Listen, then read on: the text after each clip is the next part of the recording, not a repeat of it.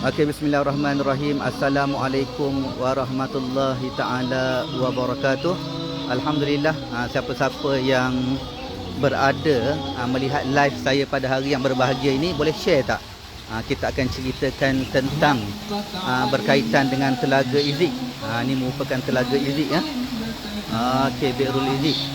Okey, siapa-siapa yang melihat live ini, insya-Allah kita nak ceritakan serba sedikit berkaitan kawasan yang tercatat di dalam sejarah di Madinah yang berhampiran dengan Masjid Quba, berhampiran dengan Masjid Quba.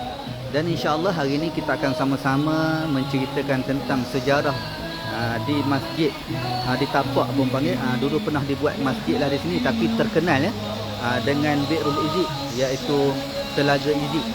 Dikatakan di dalam sejarah Nabi SAW bahawa sesungguhnya Rasulullah pernah bertapak dan tinggal di sini ya. Ini merupakan tapak rumah Saidina Kalsum. Saidina Kalsum, mungkin saya boleh tunjukkan kepada sidang mereka yang menyaksikan live ini. Ini merupakan rumah Saidina Kalsum bin Hizmin ya. Ini merupakan rumah Saidina Kalsum bin Hizmin yang pernah suatu ketika dahulu diduduki oleh Rasulullah sallallahu alaihi wasallam. Okey, jadi siapa-siapa yang menyaksikan live ini, boleh tak kita minta supaya share, boleh tak? Minta share. Ini merupakan rumah sahabat Nabi sallallahu alaihi wasallam, Saidina Kalsum ya bin Hizmin radhiyallahu anhu. Okey, terima kasih Hafizi, terima kasih Su Adam, terima kasih kepada Nani Ilda. Boleh tak share? Okey, sekarang saya berada di belakang Masjid Quba. Ini merupakan tanah sahabat Nabi SAW bernama pempanggil Saidina Kalsum bin Hizmin. Ini merupakan tanah beliau, dan di sini terdapat telaga yang dikatakan Telaga Bir Izik. Dan di dalam sejarah suatu ketika Rasulullah datang ke sini, telaga tersebut sebenarnya sangat-sangat masing ya. Tapi setelah mana Nabi SAW meludah di dalam telaga tersebut, maka airnya menjadi payau sebagaimana air telaga-telaga lain dan boleh digunakan. Itu kelebihannya hasil daripada orang kata ludahan Rasulullah SAW di dalam telaga ini. Mungkin kita boleh tengok inilah merupakan telaga Bil Izik. Bil Izik ya. Telaga Bil Izik yang ada pada zaman Nabi SAW dulu. Dia mempunyai kepunyaan apa panggil Saidina Kalsum, namun tidak boleh diminum disebabkan pada waktu itu terlalu masin. Jadi Rasulullah meludah di dalam telaga tersebut sehingga kan air yang berada di telaga tersebut tawar dan boleh diminum oleh semua orang. Dan hari ini kalau kita tengok ramai di antara kita meminumnya di air ini, dan ia menjadi satu punca air yang boleh digunakan di Madinah pada waktu itu. Allahu Akbar, Allahu Akbar. Sangat-sangat menarik suasana di sekitar. Okey. Alhamdulillah, alhamdulillah. Dan dikatakan bahawa ketika mana Rasulullah SAW sampai ke Madinah, Rasulullah SAW telah membina Masjid Quba iaitu masjid yang pertama di Madinah, dan Rasulullah SAW duduk dan menumpang di tanah Saidina Kalsum ini.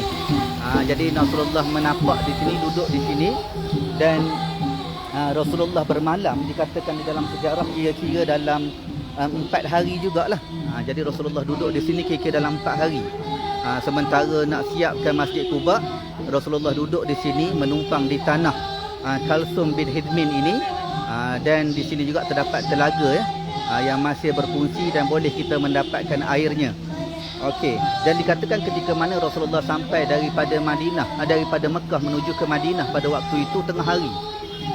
Tengah hari, waktu matahari yang sangat-sangat terik.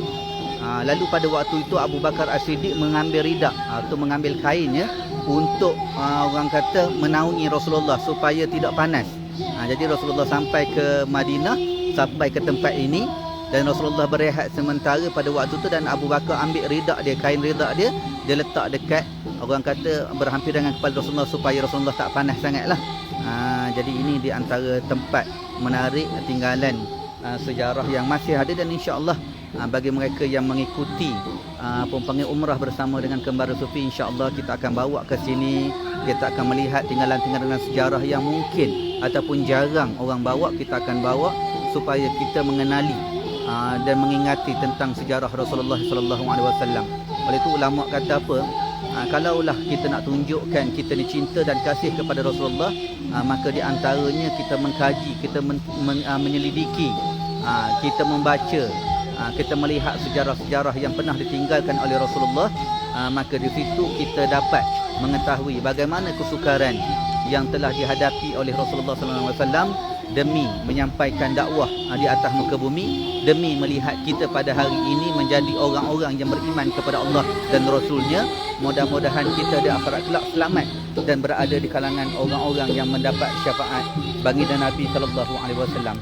Jadi inilah di antara sejarah yang insya-Allah kita sama-sama lihat dan kita sama-sama menziarahinya sekiranya kita mengikuti trip umrah bersama dengan Kembara Sufi, insya-Allah. Jadi kita minta supaya tuan-tuan puan-puan yang berada di dalam ini yang melihat suasana di hadapan saya ini merupakan sebuah telaga, ya, sebuah telaga yang disebut sebagai Telaga Izik.